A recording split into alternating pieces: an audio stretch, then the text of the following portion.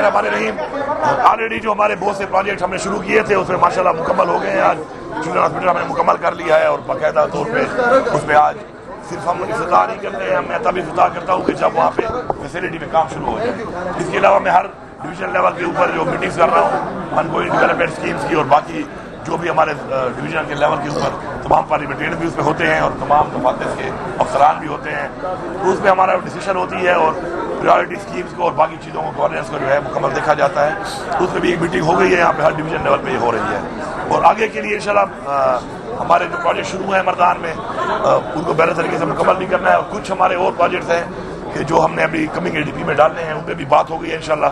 तो मेरा आवाम से यही वादा है कि जो भी आवाम की अब तक बेसिक जो उनके मसाइल हैं हेल्थ के हवाले से, एजुकेशन के हवाले से, इंफ्रास्ट्रक्चर के हवाले से, उन पर भी इंशाल्लाह काम होगा और मज़ीद भी जो एक तरक्की याफ्ता एक सूबे के लिए ज़रूरियात हैं मुख्तलिफ सेक्टर में काम करने की इंशाल्लाह उस पर भी काम जारी है और मज़ीद भी होगा। सर ये फरमाइएगा कि जो प्रेशर ग्रुप्स के हवाले से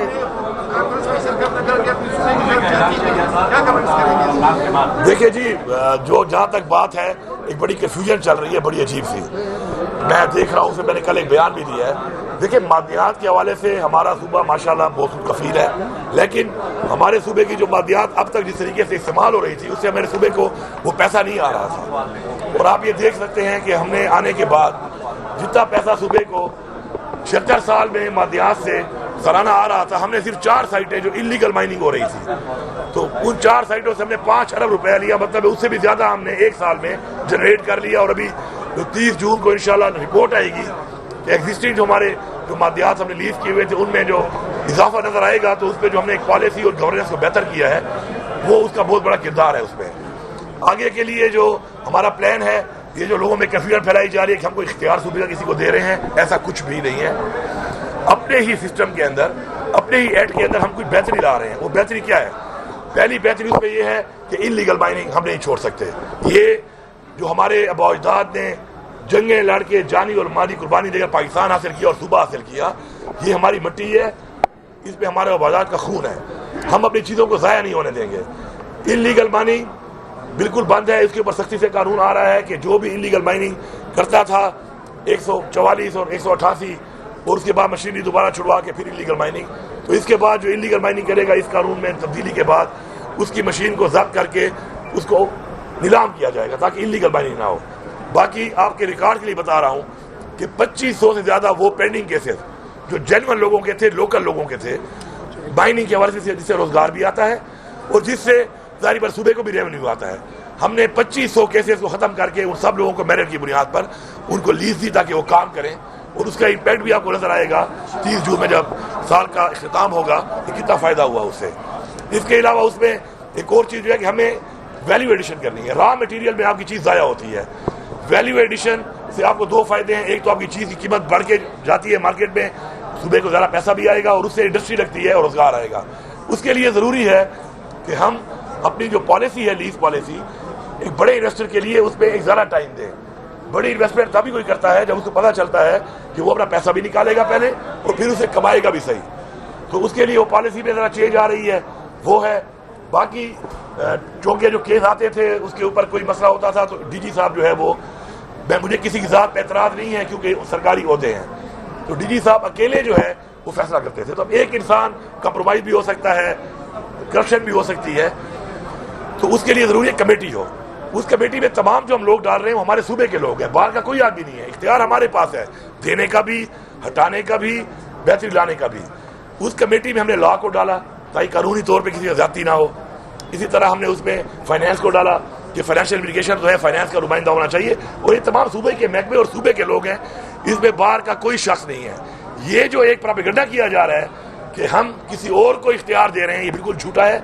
एक्ट असम्बली में ले हुआ है, उस पर डिबेट होनी है और उसमें हर कोई पढ़ के देख सकता है कि कहाँ पर ये लिखा है कि हम कुछ दे रहे हैं। तो ये मैं समझता हूँ कि जिन लोगों को अपनी ज़ात के अंदर रहने वाले लोग खामखा प्रोपेगेंडा करते हैं, यार अगर मैं आपको अच्छा नहीं लगता हूँ तो मेरी ज़ात पे आ जाओ, तुम्हें बहुत शौक है दुश्मनी करने का, ऐलान जंग कर दो, मेरे साथ दुश्मनी कर लो, लेकिन प्रोपेगेंडे करके लोगों को धोखा देकर झूठ बोल के ये चीज़ ठीक नहीं है। ये सूबे की एक एक मट्टी, एक एक ज़रा, ये इसकी हिफाजत करना हमारा फ़र्ज है और हम तो अपने सूबे के वो हकूक जो आज तक नहीं मिले थे, NFC का शेयर नहीं मिला, हमें नेट हाइडर में पैसा नहीं मिल रहा, हमें टोबैको का जो मसला है हमें उसका पैसा नहीं दिया जा रहा, इसके ऊपर हम तो वो जंग लड़ के अपने वो हकूक मांग रहे हैं। तो अपने हकूक तो किसी को देने का सवाल ही पैदा नहीं होता, ना हमसे कोई ले सकता है ना हम किसी को देंगे। और लोगों ने जो मैंडेट दिया है इमरान खान को और इस पार्टी को, तो लोगों के हकूक के तहफ़्फ़ुज़ के लिए दिया है और हम उसके अमीन हैं, हम उसके साथ खड़े हैं। सर आपने ये बयान दिया है कि सूबे के हुकूक के लिए आप जंग लड़ेंगे, इसमें कोई शक नहीं, आप कोशिश भी कर रहे हैं। इमरान खान साहब की राय के लिए बहुत धरने भी दिए, बहुत जुलूस चले, सूबे के लिए कोई धरना होगा, कोई इस्लामाबाद की तरफ मार्च का इरादा है? दूसरा सवाल मेरा ये है कि PTI में प्रेशर ग्रुप है, ये शेर अफजल खान मोहम्मद मारवत ने आज कहा है कि कुछ 3 प्रेशर ग्रुप्स है, और जिसमें ये भी है कि आपके हवाले से ये बात की है कि आपको इत्तेफाक में दिए बगैर सदारत से आपको अलहदा किया गया है।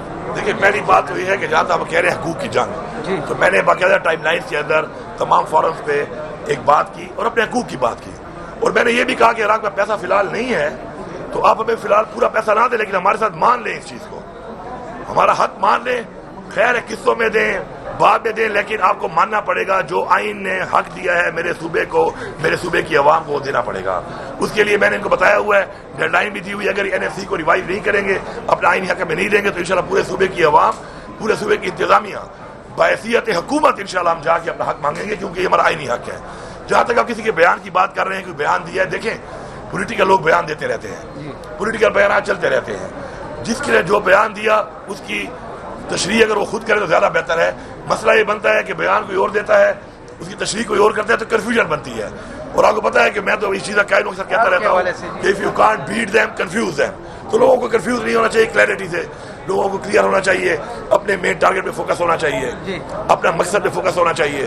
जो जिम्मेदारी आपको दी गई है, जो जिम्मेदारी आपको दी गई है उस पर फोकस करना। देखिए जी, इख्तिलाफात तो एक घर में भी होते हैं, मियाँ बीवी से मेरे ख्याल में करीबी रिश्ता कोई नहीं होता, ऐसा ही है। और सबसे ज्यादा लड़ाई मेरे ख्याल में मियाँ बीवी में होती है, ठीक है, लोगों को पता नहीं चलती, होती है।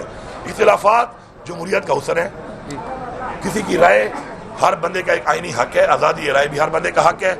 उसके अंदर ये जो मामलात हैं चलते रहते हैं, और मामला जो पार्टी के हैं हम पार्टी के अंदर उनको हल कर लेंगे। कुछ अगर हम बार बात कर भी लेते हैं तो वो सिर्फ बात की हद तक होती है, मामलात हल पार्टी के अंदर ही होने हैं, अंदरूने खाना ही होने हैं। क्या पुरानी रंजिशें बुलाने के लिए तैयार हैं? आप पुरानी रंजिशें बुलाने के लिए तैयार हैं इख्तिलाफात के खात्मे के लिए, ताकि इमरान खान की रिहाई की तहरीक को? देखिए इमरान खान साहब की जो रिहाई है, आपको पता है कि इमरान खान साहब पे कोई केस नहीं है। इमरान खान साहब को नाजायज और जिस वजह से अंदर डाला हुआ है, आप सबको पता है उस बात का, केस तो कोई है नहीं।